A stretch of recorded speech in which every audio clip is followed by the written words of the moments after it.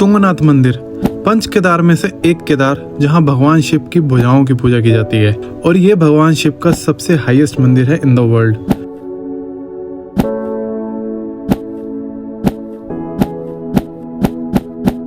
और ये मंदिर 1000 साल से भी ज्यादा पुराना है। तो चलो आज आपको इस मंदिर के दर्शन करवाने ले चलता हूँ। तो अभी टाइम हो रहा है रात के 2:21 और बाहर बारिश हो रही है बहुत तेज। नोट तो गया हूँ, बहुत ठंडा पानी आ रहा है। अभी नहाना पड़ेगा क्योंकि मंदिर जाना है तो नहाना तो पड़ेगा ही। बहुत ठंडा पानी है। अब मैं ये सोच रहा हूँ कि बारिश रुके तो जाएं। तो 2:35 हो गए हैं, बारिश अभी भी कंटिन्यूसली बहुत तेज हो ही रही है बाहर। ये भाई साहब तो नहा लिए ठंडे पानी से। क्या कितना ठंडा पानी है? बहुत ज़्यादा, बहुत ठंडा पानी है। अभी मेरे को भी नहाना है। बहुत ठंडा पानी है, वाकई में बहुत ठंडा पानी है। नहाना पड़ेगा अभी इससे। तो बारिश हो ही रही है बाहर, दिखाता हूँ बारिश अभी। बिल्कुल घुपन दे रहा और बहुत तेज बारिश होती है। इतनी बारिश में तो क्या ही ट्रैक कर पाएंगे। मुझे लगता तो नहीं है कि इतनी बारिश में जाना ठीक भी है। तो अभी आई थिंक -1 और 2 डिग्री टेम्परेचर और बाहर का, बारिश भी हुई है बहुत ठंडा। और इतना ठंडा पानी है कि क्या बताऊँ।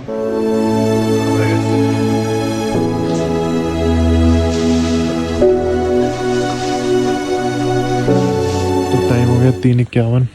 तो चल रहे हैं अब हम। बिल्कुल अंधेरा है, कुछ नहीं दिख रहा। तो ये अभी अब कैंप साइट से अपना निकलते हैं। रास्ता किधर से नहीं, मुझे तो रास्ता नहीं दिख रहा। मैं पहले तो उधर से आया था। चलो इधर से चलते हैं। तो बाइक के पास आ गया हूँ मैं अपनी। भाई साहब कोई नहीं है जाने वाला, बिल्कुल सुनसान खाली। देख सकते हो बिल्कुल खाली, कोई नहीं। चलते हैं अब यहीं से 2-4 किलोमीटर आगे जहाँ से ट्रैकिंग स्टार्ट है।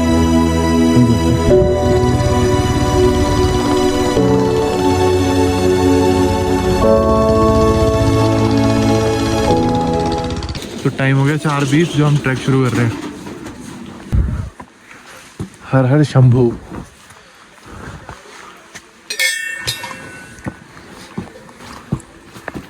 बिल्कुल खड़ी चढ़ाई है। मतलब अभी 1 किलोमीटर आया हूँ, सांस फूल गई है बहुत ज़्यादा। 1 या 1.5 किलोमीटर चल के ऊपर आए हैं। इतना पसीना आ रहा है, इतनी गर्मी लग रही है, मन कर रहा है जैकेट उतार दूँ। पर थोड़ी सी हवा ठंडी है, मतलब हवा नहीं है पर मौसम ठंडा है।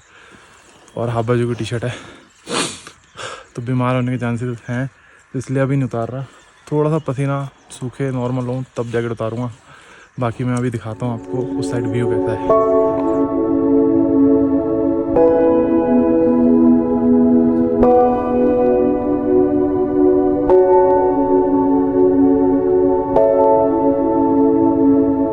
ऐसी खड़ी चढ़ाई को काउंटर करने का सबसे बेस्ट तरीका है कि अगर आप लंबे स्टेप लोगे तो सांस जल्दी फूलती है और तेज फूलती है। तो सबसे बढ़िया छोटे छोटे स्टेप लो तो थकावट कम होगी, आप रेस्ट कम लोगे। वैसे ऐसे शॉर्टकट लेना यहाँ पे अलाउड तो नहीं है, बट जब काफ़ी बड़ा लंबा कट आ रहा हो ना तो एक आधा ले सकते हो जहाँ पे पहले से ट्रेल बना हो। ऐसे घासों पे चढ़ के मत जाना।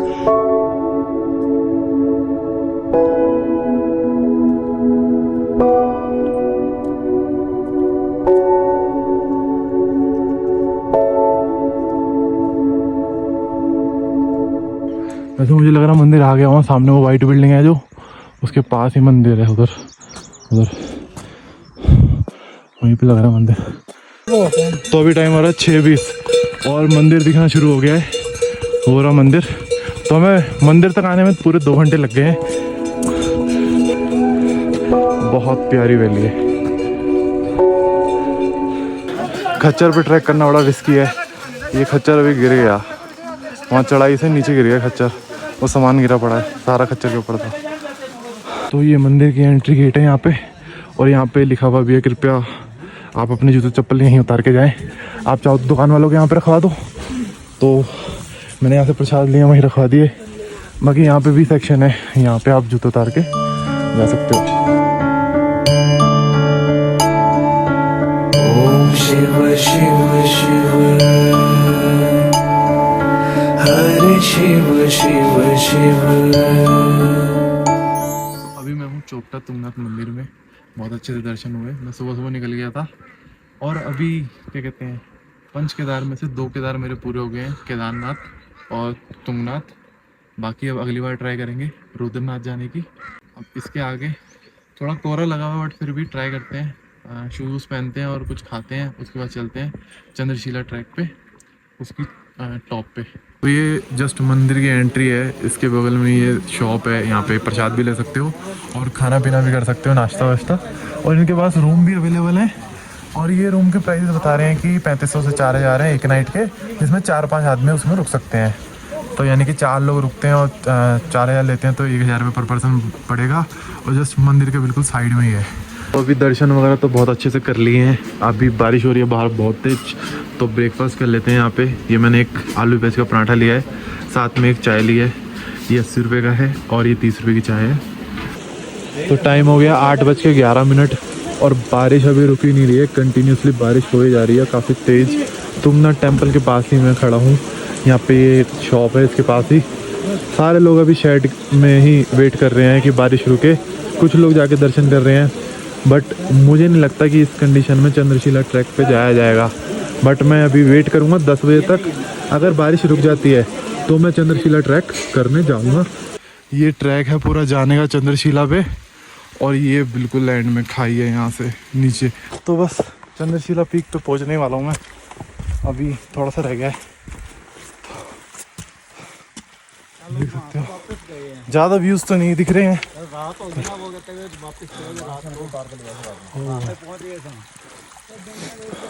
बस एक पैच और है जो कि काफ़ी स्टीव है, ये यहाँ जाना ऊपर और वहीं है पीक जो है। ये है चंद्रशिला पीक। माना जाता है कि यहाँ पे चंद्र देवता ने काफी सालों तक तपस्या की थी अपने श्राप को मिटाने के लिए, जिसके बाद भगवान शिव ने प्रसन्न होकर उनको यहाँ पे उस श्राप से मुक्ति दी, जिसके बाद उनको अपना तेज मिल पाया और इस पीक का नाम पड़ा चंद्रशिला पीक।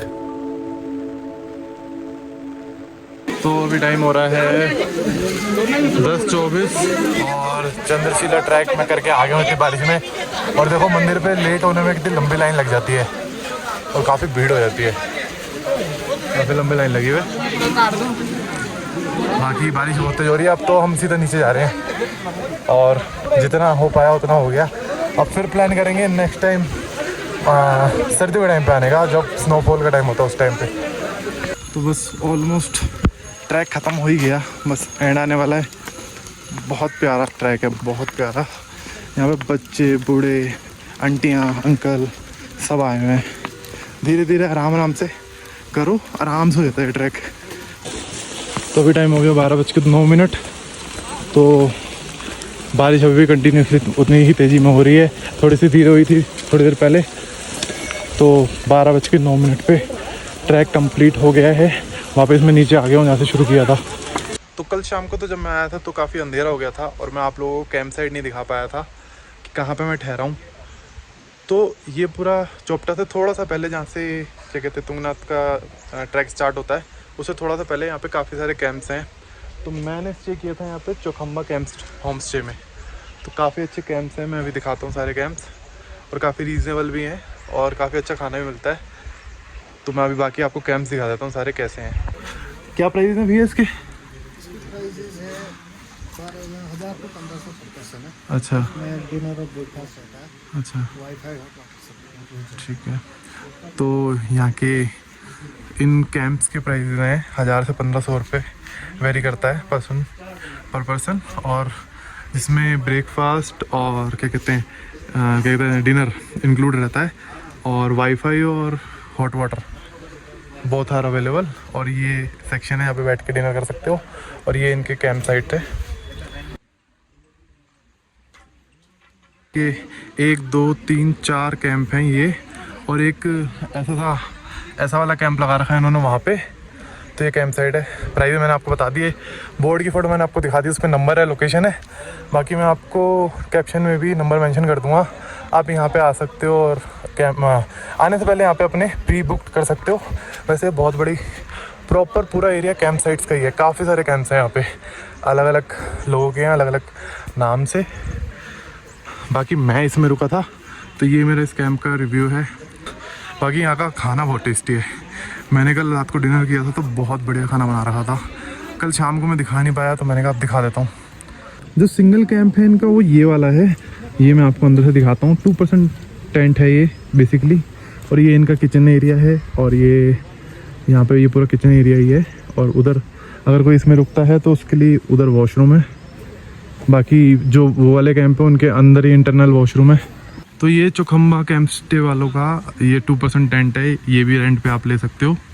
तो इसके जो प्राइजेज़ हैं वो सेम ही है, 1000 से 1500 रुपये। बाकी सीज़न के हिसाब से होता है, काफ़ी अच्छा सीज़न चल रहा है, मतलब पीक पे है तो 1500 तक का ही मिलेंगे आपको टेंट यहाँ पे, कहीं भी चले जाओ आप। और थोड़ा सा नॉर्मल है सीज़न तो 1000 तक के मिल जाते हैं पर पर्सन, जिसमें ब्रेकफास्ट और डिनर होता है। तो अभी टाइम हो रहा है पूरे 8 बज रहे हैं शाम के। तो तुंगनाथ मंदिर से ट्रैक वापसी आने के बाद मैं सीधा बाइक लेके कैंप साइट से अपना सामान लेके और क्या कहते हैं उसको बाइक पे लोड करके अपना यहाँ पे सारी विलेज के पास, सारी विलेज के लिए यहाँ से रास्ता कट रहा है। यहाँ से 4 किलोमीटर दूर है सारी विलेज, और वहाँ से 2.5 किलोमीटर का ट्रैक है डियोरिया ताल का। तो उसके ही नियर में मैंने यहाँ पे एक होम स्टे लिया है ये। तो अभी तो आज यहाँ पे स्टे करना है, बाकी कल चलते हैं डियोरिया ताल लेक। तो डियोरिया ताल लेक का सारी चीज़ मैं आपको अब नेक्स्ट ब्लॉग में दिखाता हूँ।